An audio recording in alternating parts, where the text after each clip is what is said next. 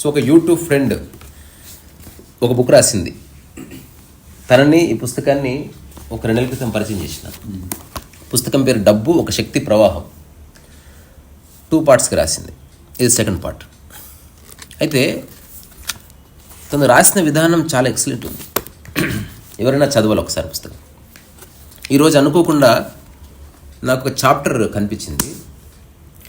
ఇది దాదాపు మానవ జాతి అందరూ ఆలోచించాల్సిన topic and widely debated subject also. అంటే ఆల్రెడీ ఈ టాపిక్ గురించి సద్గురు మాట్లాడాడు, వివేకానంద మాట్లాడాడు, రమణ మహర్షి ఎవరికి సాధ్యమైనంత వాళ్ళు మాట్లాడారు. Because it is very relevant. ఏం తింటామనేది ప్రపంచం, తినడం ప్రకృతి. మనం ఖచ్చితంగా తినాలి. సో నేను నా పుస్తకంలో రాశాను, అందరూ అనుకుంటున్నారు పనికి మధ్యన భోజనం చేస్తున్నారని. కాదు, భోజనానికి మధ్య మనం కొంచెం పని చేస్తున్నాం. సో మనిషి యొక్క మెయిన్ వర్క్ తినడమే. బుద్ధుడు చెప్పిండు, ఏం తింటే అదే నువ్వు అవుతావని. ఇంకొందరు చెప్పారు, ఏం ఆలోచిస్తే అది నువ్వు అవుతావని. ఏం చేయకపోతే అసలు ఏమీ కావన్నారు కొందరు. అసలు ఏమి చేయకపోతే అంతా నువ్వే అయిపోతావు అన్నారు. సో రకరకాల వ్యాఖ్యలు ఉన్నాయి ఆధ్యాత్మికతకి. కానీ ఇది పూర్తి శరీరానికి సంబంధించింది, ఒక మానసిక అవగాహనకు సంబంధించింది. ఫస్ట్ ఒక స్టేట్మెంట్ చదివి then I will go into the ఇంకోటి తను రాసిందే చదువుతా. బాగుంది, నేను ప్రత్యేకంగా చెప్పక్కర్లే, మీరు కూడా మాట్లాడవచ్చు. Open debate.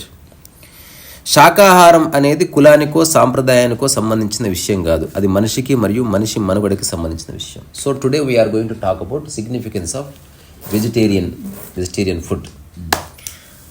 మొట్టమొదటి నేను ఒక స్టాండ్ తీసుకుంటున్నా.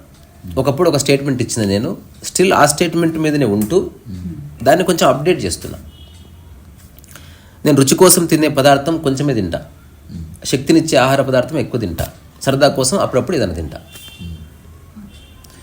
సో ఇప్పుడు మెల్లమెల్లగా నేను శాకాహారిని అయిపోయి సంవత్సరాలు అయినప్పటికీ 100% శాకాహారి ఎందుకు కాదంటే అప్పుడప్పుడు నేను ఒక పీస్ నాన్ వెజ్ టేస్ట్ చేస్తున్నా. అందులో పెద్ద లస్ట్ ఏమీ లేదు. సో నాకు తెలిసి ఇక అది వదిలేసే సమయం కూడా వచ్చేసింది. సో జీవితకాలం శాకాహారం. ఆల్రెడీ ఇప్పుడు నేను ఒక 70% or 60% ఫ్రూట్స్ అండ్ వెజిటబుల్స్తోనే నా డే అంతా నడుస్తుంది. ఒక 30-40% I will have cooked food, desired cooked food. So ఈ పుస్తకంలో శాకాహారం గురించి తను చేసిన వ్యాఖ్య చాలా సైద్ధాంతికంగాను, తాత్వికంగాను, మానవీయంగాను, అందంగాను, in every aspect beautifully return. So తను రాసింది నేను చదువుతూ మధ్య మధ్యన నేను వ్యాఖ్య చేస్తా, మీరు కూడా మధ్య మధ్యన మాట్లాడండి, బికాజ్ మీ అందరికి సంబంధించింది అది. సో శాకాహారం ఒక ఎంపిక కాదు, అది తప్పనిసరి అన్నది ఫస్ట్ స్టేట్మెంట్లని. అంటే మీ ఇష్టమైతే తినండి, ఆలోచించండి అని చెప్పలేదు, డిక్లేర్ చేసి పడదొబ్బింది, తినేసేయండి అంతే. సో మీరు శాకాహారి అయి ఉండవచ్చు, లేదా మాంసాహారి అయి ఉండవచ్చు. శాకాహారి అయితే ఇక ముందు కూడా శాకాహారిగానే ఉండండి, అయితే అన్ని రకాల మంచిది. ఒకవేళ మాంసాహారి అయితే దయచేసి శాకాహారిగా మారండి ఇమీడియట్లీ. అంత బోల్డ్ స్టేట్మెంట్ ఇచ్చింది కాబట్టి రచయిత శోభ.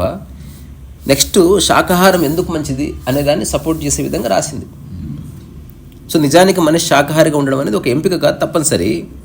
So vegetarianism is not a choice of human being, it is mandatory. ఇది ఎప్పుడూ తప్పనిసరి అయిన విషయమే, కానీ మనమే మన అజ్ఞానం వల్ల నెమ్మదిగా దాన్ని ఎంపికగా మార్చేసాం. సో మనిషి శాకాహారిగా అయినా ఉండవచ్చు, లేదా మాంసాహారిగా అయినా ఉండవచ్చు, అది వాళ్ళ ఇష్టం అనే దాన్ని ఒక సహజమైన విషయంగా భావించి కొందరు శాకాహారులుగాను కొందరు మాంసాహారులుగా మారిపోయారు. అందుకే శాకాహార కుటుంబాల్లో పుట్టి కూడా మాంసాహారులుగా మారుతున్న వాళ్ళని మనం చూస్తున్నాం.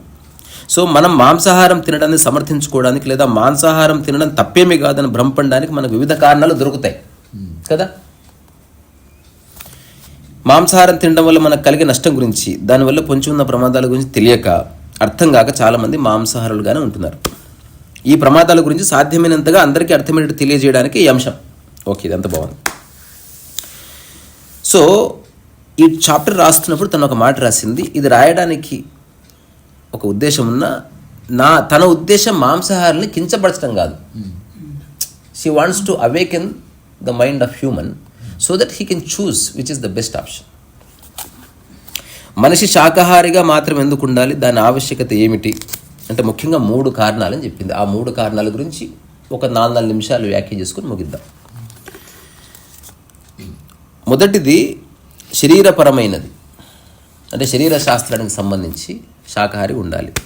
రెండవది కర్మపరమైనది, ఆధ్యాత్మిక శాస్త్రానికి సంబంధించింది. మూడవది శక్తిపరమైనది, శక్తి శాస్త్రానికి సంబంధించింది. అంటే 3 విధాలుగా విభజించింది. ఒకటి శరీరం, రెండవది కర్మ, మూడవది శక్తి. సో వీటిలో ఒక్కొక్క కారణం పరంగా కాస్త ఎవాల్వ్ అయి చూద్దాం అని. సో మనిషి శాకాహార జంతువా లేదా మాంసాహార జంతువా అంటే మనిషి యొక్క శరీరం శాకాహారానికి మాత్రమే సూట్ అవుతుందని దాదాపు ప్రపంచంలో అందరూ డిక్లేర్ చేశారు. సో మాంసాహారానికి తగిన విధంగా లేదు. మాంసాహారం తినే జంతువులను గమనిస్తే ఈ విషయం మనకు తెలుస్తుంది. సో మాంసాహార జంతువులు ఏమిటి అంటే బలమైన గోళ్ళు, కూరపళ్ళు ఉంటాయి. సో శాకాహార జంతువులుగా ఉండవు. ఈ పాయింట్ మనందరికీ తెలుసు. ఇందులో ఏమి చెప్పిన ఇంకో పాయింట్ నాకు ఎప్పుడు తెలియదు, తర్వాత నేను ఒకసారి క్రాస్ చెక్ చేసుకున్న కరెక్టే అనిపిస్తుంది. మీరు చెప్పండి. మాంసాహార జంతువులు ఆహారం నమలకుండానే మింగలుగుతాయి. శాకాహార జంతువులు తప్పనిసరిగా నమిలి మింగాలి. ఓకే. సో మాంసాహార జంతువుల యొక్క శరీర నిర్మాణం అంటే ప్రేగులు, కాలేయం, మూత్రపిండాలు మొదలైనవి వాటికి తగిన విధంగా ఉండటం వల్ల డైరెక్ట్గా మింగేసినా కూడా డైజెస్ట్ అవుతుంది. తర్వాత కలుషితం కాకముందే బయటకు కూడా విసర్జించేస్తాయి. కానీ శాకాహార జంతువుల్లో వాటి శరీర నిర్మాణం ప్రకారం వాటి జీర్ణ వ్యవస్థ ఆ విధంగా ఉండదు. మాంసాహారాన్ని త్వరగా జీర్ణం చేసుకోలేదు శాకాహార శరీరం. ఈ లోప ఆహారం కడుపులో ఎక్కువ సమయం నిల్వ ఉంటే అది కుళ్ళిపోయి దాని ప్రభావం శరీరం మీద మెల్లమెల్లగా పడుతుంది. అప్పటికప్పుడు తెలియదు, slowly it gets destroyed. So మాంసాహార జంతువుల జీర్ణకోశంలో హైడ్రోక్లోరిక్ ఆమ్లం ఎక్కువగా ఉండటంతో మాంసాహారం సులభంగా జీర్ణమవుతుంది. ఇది ఒక కొత్త పాయింట్. శాకాహార జంతువుల్లో ఆ ఆమ్లం తక్కువగా ఉండటం వల్ల మాంసాన్ని సులభంగా జీర్ణించుకోలేదు. ఇది ఒక పాయింట్. సో మాంసాహార జంతువుల కళ్ళు రాత్రి సమయంలో మెరుస్తూ ఉంటాయి. ఇది నాకు కొత్త పాయింట్. ఇది పిల్లి. సో ఆవు కళ్ళు మెరుస్తాయి మరి సచ్చు షూరా? ఓకే. అంతేకాకుండా వాడి రాత్రి దృష్టి పగలు దృష్టితో సమానంగా ఉంటుందంట. ఏ బహుత్ అచ్చా ఓకే. సో కానీ శాకాహార జంతువులు అట్లా ఉండదు. మనం పగలు బాగా చూడగలుగుతాం, రాత్రి చూడలేము. అదే వీటన్నిటిని బట్టి, అవును కరెక్ట్, అదే చెప్తుంది. సో వీటన్నిటిని బట్టి మనిషి శాకాహార జంతువు అనే విషయాన్ని మనిషి యొక్క శరీర నిర్మాణం స్పష్టం చేస్తుంది. 5. సో మాంసాహారం తినడం లేదా మాంసాహారిగా ఉండడం అనేది మనిషి యొక్క ప్రకృతికి విరుద్ధమైన విషయం. సో ఎవరైనా ఏ జీవైనా ప్రకృతికి విరుద్ధంగా వెళ్ళినప్పుడు కష్టం నష్టం కొంత ఎదుర్కోవాల్సి వస్తుంది అనేది ఒక అబ్జర్వేషన్. సో మాంసాహారం తినడం వల్ల కొన్ని వందల అనారోగ్యాలు వచ్చేది అని WHO చెప్పింది. ఓకే. అయితే సైంటిఫిక్ పదాల్లో చెప్పాలంటే మనిషి ఒక హెర్బివోర్, అంటే మొక్కలని మరియు వాటి ఉత్పత్తులను మాత్రమే ఆహారంగా తీసుకునే జంతు జాతికి చెందినవాడని అర్థం హెర్బివోర్. అయితే కొంతమంది అనుకుంటారు సో మనిషి శాకాహార జంతువు కరెక్టే, మరి ప్రపంచవ్యాప్తంగా మాంసాహారం తింటున్నారు చాలామంది, మరి వాళ్ళకి ఏమైతలేదుగా అని ఒక లాజిక్ తీసుకొస్తారు. సో అప్పుడు ఈమెం చెప్పింది, ఒక డీజిల్తో నడిచే ఆ వాహనంలో పెట్రోల్ పోసేవనుకో కొంత దూరం నడుస్తుంది, కానీ మెల్లగా ఖరాబ్ అయిపోయినప్పుడు తొందరగా ఖరాబ్ అయిపోతుంది, రిట్రైవ్ చేయడానికి రాదనేది ఒక రీజన్ చెప్పింది. సో ఏదేమైనా మాంసాహారం కంటే శాకాహారం మంచిదని ఈ రచయిత యొక్క ఉద్దేశం. రెండవది ఐ సపోర్ట్ ఇట్. రెండవ రీజన్ కర్మ సిద్ధాంతం అన్నది. అయితే కర్మ సిద్ధాంతం అనే దానికి విస్తృత వ్యాఖ్య ఉంది. దీంట్లో ఒకే ఒక ఎగ్జాంపుల్, అంటే జస్ట్ నువ్వు తినడం కోసం, నీ కడుపు నింపుకోవడం కోసం ఒక ప్రాణిని అకారణంగా చంపకూడదని ఒక ఎరుక మనిషి కలిగి ఉండాలి. Otherwise is unconscious. ఒకవేళ ఏదో ఒక జాతి మనుషులు చంపుకొని తినొచ్చంటే మన వాళ్ళు హాయిగా ఆ జాతిని మటన్ తీసుకురాబెట్ట ఆ జాతి అని చెప్తారేమో. మన అదృష్టం బాగుండి అట్లాంటివి లేవు డిస్క్రిమినేషన్స్. లేదా 4 feet లోపు ఉన్న తలబల కొట్టొచ్చు, క్యాజువల్గా కొట్టుకోవచ్చు, ఏం కాదు. అట్లా కొన్ని వేల సంవత్సరాల ఉంటే 4 feet కంటే తక్కువ మనం కొడుతుంటామేమో. సో అట్లా కాకుండా మనం మన విచక్షణతో చూస్తే ఏ జీవి యొక్క స్వేచ్ఛను హరించే శక్తి కానీ, హక్కు కానీ, ప్రాణాలు తీసే హక్కు కానీ ఎవరికి లేదని చెప్తుంది కర్మ సిద్ధాంతం. అయితే దీంట్లో మళ్ళీ కొత్త లాజిక్ ఉంది. Either you have to kill Animal Kingdom, తినడానికి నువ్వు ఎనిమల్స్ని చంపాలి, లేదా you have to kill vegetable Kingdom, అంటే ఆకులు పళ్ళు ఏవో తీసుకోవాలి. అంటే వాటికి ప్రాణం ఉండదు, ఉంటుంది.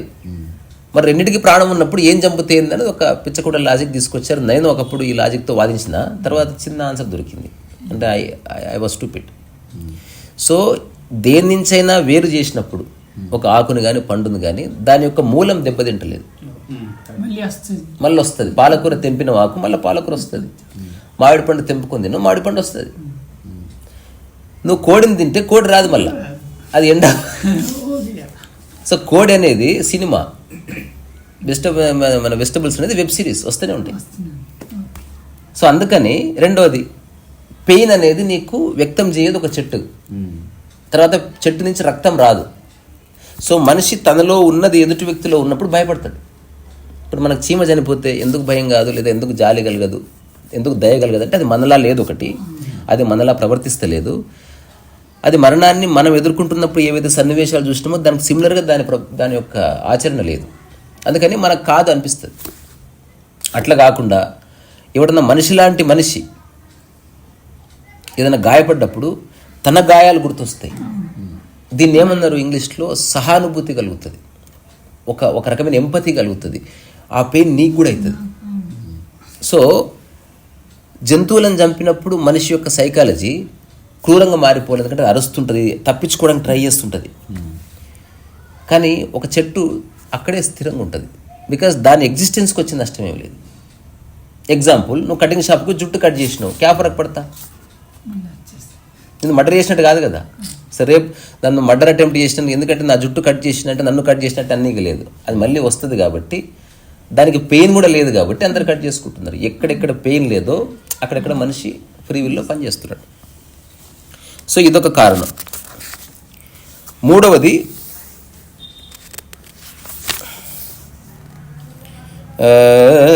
శాస్త్రానికంటే శక్తికి సంబంధించింది. అంటే ఒక జీవి హింసకు గురైనప్పుడు సహజంగా కాకుండా బలవంతంగా మరణించాల్సి వచ్చినప్పుడు ఆ జీవి ఎంత భయపడుతుందో, బ్రతకాలని ఎంత బలంగా కోరుకుంటుందో అంతగా ఆ భావాలు శక్తి తరంగాల రూపంలో ఆ జీవి నుంచి విడుదలవుతాయి. ఇది ఈమె ఫిలాసఫీ. సో ఈ శక్తికి సంబంధించి ఇది ఫిలాసాఫికల్గా చెప్పింది. ఇదేంది, ఒక ప్రాణికి భయం కలిగినప్పుడు ఒక హార్మోన్ ఎక్కువగా విడుదలవుతుంది. ఒకవేళ అది మరణ భయం అయితే అది కూడా ఇంకాసేపట్లో చావు తప్పదని తెలిసిన ప్రమాదకర క్షణాల్లో పరిస్థితుల్లో ఆ హార్మోన్ విపరీతంగా విడుదలవ్వడం వల్ల ఆ జంతువు యొక్క శరీరం పూర్తిగా హార్మోన్తో విషపూరితమవుతుంది. అట్లాంటి ఒకనొక జంతువు నువ్వు తిన్నప్పుడు అది నీకు ఇంపాక్ట్ చేస్తుంది.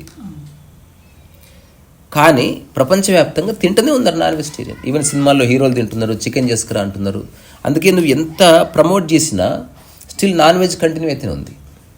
సో దీనికి కావాల్సింది ఒక ఆధ్యాత్మిక పరమైన ఎరుక కలిగినంత వరకు ఒక మనిషి ఎప్పటికీ వెజిటేరియన్గా మారలేడు. ఇంకా వెజిటేరియన్ కంటే ఫ్రూటేరియన్ బెటర్, ఫ్రూటేరియన్ కంటే బ్రీథేరియన్ బెటర్. జస్ట్ శ్వాసతో బతికే వాళ్ళు ఉన్నారు ఈ భూమి మీద. దాదాపు 1000 మంది బ్రీథేరియన్స్ ఉన్నారు. దే ఓన్లీ బ్రీత్, నీళ్లు తాగరు, తినరు, ఏదో కొండల్లో ఉంటారు అంతే. వాళ్ళు ఇక్కడికి వస్తే ఆ బ్రీత్ ఫ్రెష్గా లేకపోతే చచ్చిపోతారు. అందుకని వాళ్ళు కొండ పైన సాణువుల్లో అట్లా శిఖరాల్లో బతుకుతుంటారు అనమాట. సో దే లివ్ ఆల్రెడీ డబ్బులు గిబ్బులు అన్నీ ఉండి, సో జీవితాన్ని జస్ట్ జీవించడం కోసమే ఉపయోగించుకునే ఒక జాతి ఉంది భూమి మీద. You are here to live. నువ్వు ఇక్కడ కష్టపడడానికో కొట్లాడడానికో ఉద్యమాలు చేయడానికి లేవు. స్వామి రామ ఆటోబయోగ్రఫీలో కాంటెక్స్ట్ ఉంటుంది. నేను పోయి ఫ్రీడమ్ ఫైటింగ్ కోసం నేను ట్రై చేస్తా అంటాడు. వాళ్ళ గురువు అంటే చేసి రాపు అంటాడు. అంటే ఉత్సాహం ఉంది పిల్లగాడు, యువకుడు. అది సంవత్సరం అయింది, సంవత్సరం అయింది, ఎన్నికి వచ్చింది, అది తెగుతలేదు, ఒడుస్తలేదు అంటాడు. అప్పుడు గురువు అంటాడు, నువ్వు ప్రయత్నం చేయకపో 1947లో ఫ్రీడమ్ వస్తుందిలే అంటాడు. ఇప్పుడు ఈ మాట మన కాంగ్రెస్ వాళ్ళు లేకపోతే గాంధీవాదులు ఉంటే కోపం వస్తుంది. మరి అతను ఎట్లా చెప్పాడు అని స్వామి రామని అడిగితే స్వామి రామకు వాళ్ళ గురువు గారు చెప్పారంట, ఇంకా భారతదేశాన్ని ఎంత పీల్చుకోవాలో అంత పీల్చేసుకుంటారు అప్పటి వరకు, ఆ తర్వాత ఏముండదు. ఇప్పుడు నేను ఒకటి పండు తింటున్నాడు, నేను జోసిని చెప్తా, హాఫ్ అన్ అవర్లో ఆ పండు పడేస్తాడు. సో నీవు ప్రయత్నం చేయడం వల్ల నీకు ఫ్రీడమ్ రాలే, వాళ్ళు ఇవ్వాలనుకున్నారు కాబట్టి ఫ్రీడమ్ వచ్చింది. మనకు తెలంగాణ 61 నుంచి నడుస్తుంది ఉద్యమం, 69 నుంచి ప్రాపర్లీ. అమలారెడ్డి ఆ టైం నుంచి, చెన్నారెడ్డి. ఇప్పుడు టీఆర్ఎస్ పార్టీకి ఫుల్ మెజారిటీ ఉన్నప్పుడు కూడా రాలే, ఎందుకంటే వాళ్ళు ఇవ్వాలనుకోలే. కానీ టీఆర్ఎస్ పార్టీకి ఏ మెజారిటీ లేదు, అసెంబ్లీలో ఏ బలం లేదు. కానీ అప్పటికప్పుడు ఎలక్షన్స్ వస్తున్నాయి, కాంగ్రెస్ పార్టీకి ఫేవర్ అవుతున్న ఉద్దేశంతో దాన్ని టేబుల్ చేశారు, అది సంభవం వచ్చేసింది. కానీ ఇప్పుడు మైండ్ ఏం చెప్తుంది, మనం చేసిన త్యాగాల ఫలంగా వచ్చింది అనుకుంటే సాటిస్ఫాక్షన్ ఉంటుంది. అసలు ఇదంతా ఏమీ లేదు, వాళ్ళకి ఇవ్వాలనిపిస్తే మొత్తం ఉద్యమం అంతా సంకనం అయిపోతుంది. మళ్ళీ అంతా మన తెలంగాణని తీసుకొచ్చిన ఒక ముఖ్యమంత్రిని కూడా మళ్ళీ సీట్ మీద దింపేశారు మన వాళ్ళు. ఫ్రీ విల్ ఇది. అంటే ఇదంతా ఒక ఫ్రీడంలో మనిషి నిర్ణయం చేసుకుని, ఒకప్పుడు ఫ్రీడమ్ అంత ఉండేది కాదు. మన ఫ్రీడమ్ వచ్చిన సమయంలో ఏదైనా న్యూస్ పేపర్ వస్తే ప్రింట్ అయిన తర్వాత 5 రోజులకు మన స్టాండ్కి వచ్చేది. ఆ తర్వాత ఊరి పెద్ద మనిషి మునసబు కాడికి పోయేది. ఆ తర్వాత ఇంకెవరు, ఆ తర్వాత ఫైనల్గా అతికి నాకు ఊదేసిన న్యూస్ పేపర్ వచ్చి ఎవడన్నా చెప్తే మన అప్పుడు అక్షరాస్యత అంత లేదు. నెహ్రూ గారు దేశం గురించి ఆలోచించారంటే నమ్మాలంతే, ఎక్కువ ఇన్ఫర్మేషన్ ఉండేది కాదు. ఆ తర్వాత దూరదర్శన్లో వార్తలు వచ్చినా లిమిటెడ్.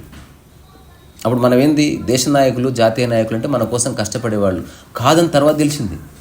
వాళ్ళు వాళ్ళ కోసం కష్టపడుతున్నారు. వాళ్ళు నిజంగా మాంసాహారులు ఎందుకు మన రక్తం తాగుతున్నారు? ఇంత కరప్షన్, ఏమీ లేనివాడు కొన్ని వేల కోట్లకు అధిపతులు ఇట్లవుతున్నారు. వాళ్ళు ముఖ్యమంత్రిగా ఉన్నప్పుడు ఎమ్మెల్యేగా ఉన్నందుకు వాళ్ళకి శాలరీ 1.5 lakh 2 lakhs వస్తుంది.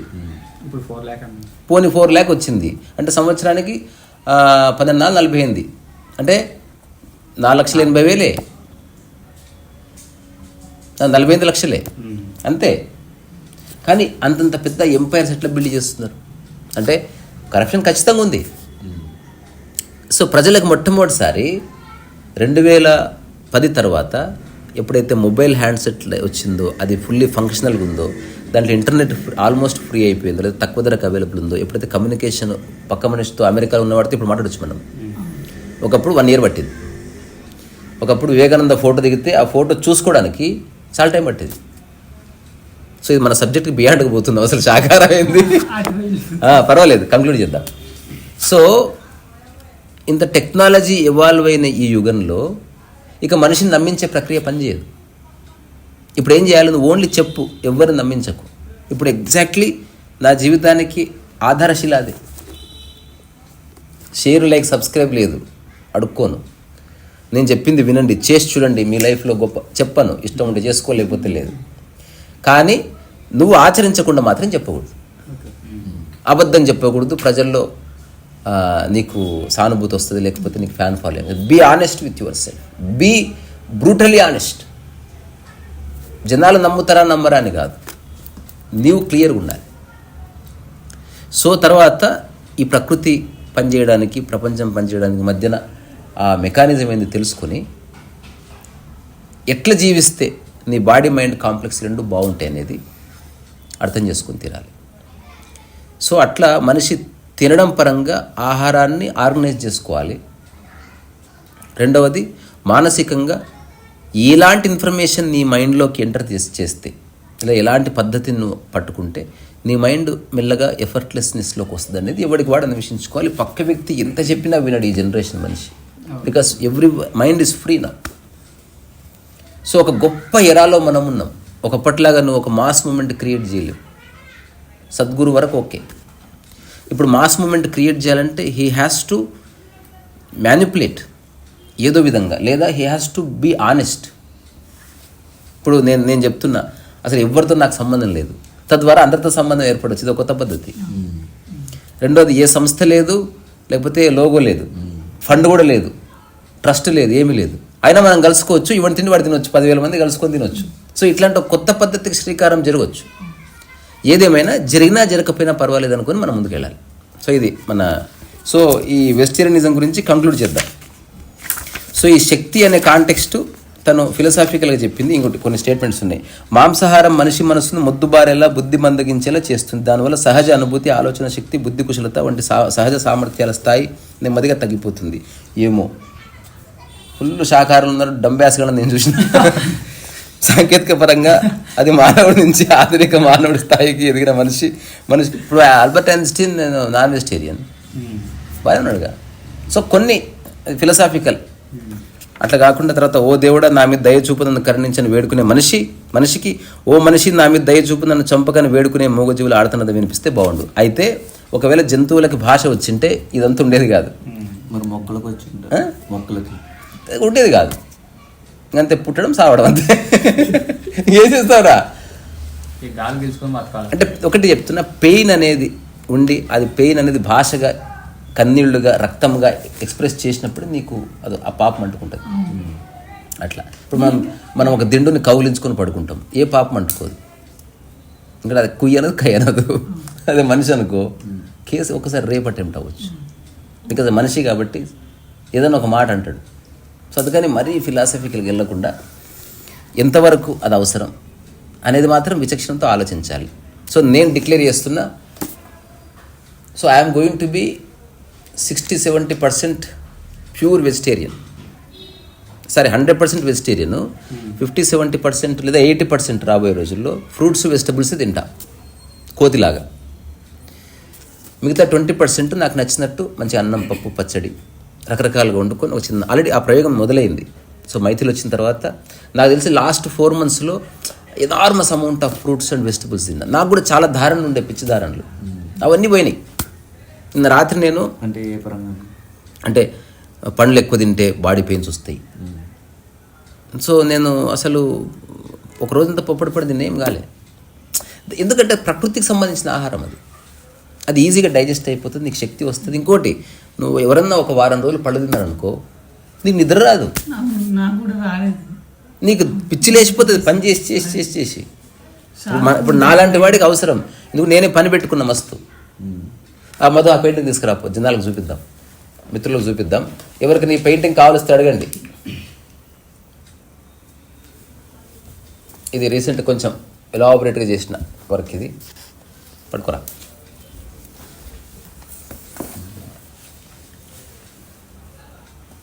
సో దీని ధర ఏమిటి అదంతా ప్రస్తుతం ఏం ఐడియా లేదు. నా నెల ఖర్చులు చూసుకొని చెప్తాను. అట్లా అయితే ఈ మంత్ నేను కారు కొంటుంది అనుకో, చాలా కాస్ట్లీ అవుతుంది. సో మనల్ని నమ్మి మనతో సహజీవనం చేసే జీవులన్నా మనం చంపుకు తినేది. ఇది కూడా ఇది గిల్ట్ని క్రియేట్ చేసి అన్నం పళ్ళలో మాంసం పెట్టుకుని అహింస గురించి, ప్రపంచ శాంతి గురించి మాట్లాడడం హాస్యం. ఇది మాత్రం తప్పు. అంటే పళ్ళెంలో నువ్వు మాంసం పెట్టుకొని తింటూ అహింస గురించి స్పీచ్లు ఇవ్వద్దు. అంటే నువ్వు దొంగనా కొడుకు, నేను మాంసం తింటా, అహింస జాంతనే అని చెప్పు. ఇది బాగుంది. అహింస అంటే కేవలం ఆవులను చంపకుండా ఉండటమో, అంతరించిపోతున్న జంతుజాతుల కోసం పోరాటమో కాదు. సర్వజీవుల పట్ల సమదృష్టి కలిగి ఉండడం. ఒక పక్క ఒక జంతువును కోసుకు తింటూ మరో పక్క మరో జంతువు సంరక్షణ గురించి ఎట్లా ఆలోచిస్తారు? Correct, I agree with her. ఆహారం కోసం జంతువులను చంపడమే నీచం అంటే, అందుకోసం మనం వాటిని చంపుతున్న విధానం నీచాతి నీచం. అవును, కరెక్ట్. జన్యుశాస్త్రం కూడా మనిషి శాకాహారం తీసుకోవడం చెప్తుంది, కరెక్ట్. ప్రకృతి పరంగా మాంసాహార జంతువులను పులి, సింహం వంటి వేటాడుతుంది అవసరం కోసమే. అది అవసరం కోసం వేటాడుతుంది, కానీ కక్ష పెట్టుకొని ఇది నా కులం కాదు, నా జాతి ఇట్లా ఏమి ఉండదు. అంటే కక్షలు కార్పణ్యాలతో ఏం తినదు, అవసరమైతే చంపుతుంది. ఇది బాగుంది. తర్వాత సరదా కోసం, రుచి కోసమే చేయడం లేదు. జస్ట్ ఆకలికి అది మాత్రమే తెలుస్తుండడం, వేరే తెలియదు దానికి. సో అహింస మనల్ని భయరహితుల్ని చేస్తుంది.